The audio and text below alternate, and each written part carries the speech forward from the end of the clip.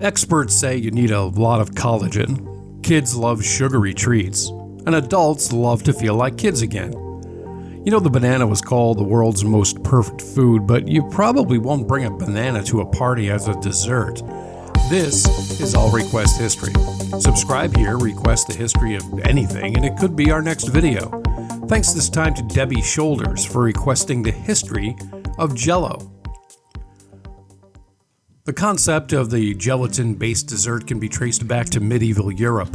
When butchers discarded parts of the animal they didn't use, some creative cooks learned to make sweet, savory gel from this free waste.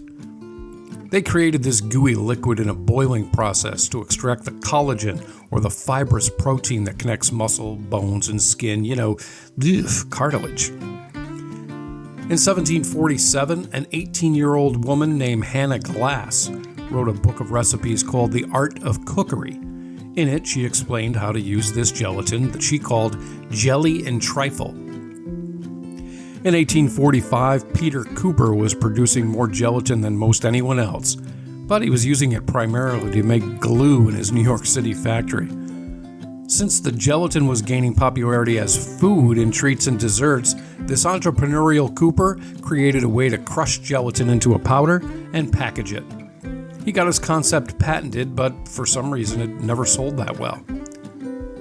In 1897, Pearle Bixby Wait was an inventor and a carpenter from Leroy, New York.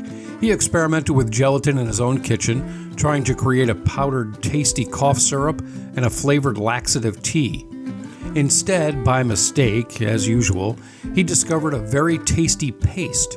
Like all good success stories, his wife, May, was the one who suggested that this jelly was so good he should package it, sell it, and name it Jell-O. It was produced as a fun and easy dessert to make, and it was popular in home kitchens and even started being served in restaurants. Seeing dollar signs and planning for the retirement, Pearle and May Wait sold the rights of Jell-O to a man named Orator Woodward, also of Leroy, New York, in 1906. Woodward opened a plant and mass-produced the dessert under the name Genesee Foods, and it created new flavors and discovered new creative ways to use the dessert. Master at marketing, he offered a free recipe booklet in every box of Jell-O, and even offered the first of its kind money-back guarantee. Jell-O became a kitchen staple, and more recipe books started popping up all over the world. It was now America's favorite dessert. In 1923, the Jell-O brand changed ownership again, this time to the industry unsung hero and CEO of the Postum Company, Marjorie Post. You know, her dad was the Post cereal guy, and she built Mar-a-Lago in Florida. She renamed her company General Foods, and if you had a successful food business in the early 1900s, there was a good chance that Marjorie Post and General Foods would buy you out. She paid $10.75 million in 1923 for Genesee Foods, the maker of Jell-O. That's close to $200 million in today's dollars. And by the way, in 2022, according to RIR Worldwide, the Jell-O brand generates $688 million per year in revenue. By the 1950s, Jell-O's success continued. Mom would make it for the kids at home, and because it was easy to make in large quantities and economical, school kitchens served it almost every day, and it was kids' favorite part of lunchtime.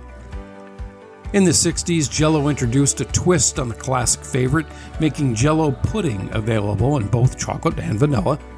Just like traditional Jell-O, the pudding was easily prepared and could be used in desserts, pies, and lots of sweet treat recipes.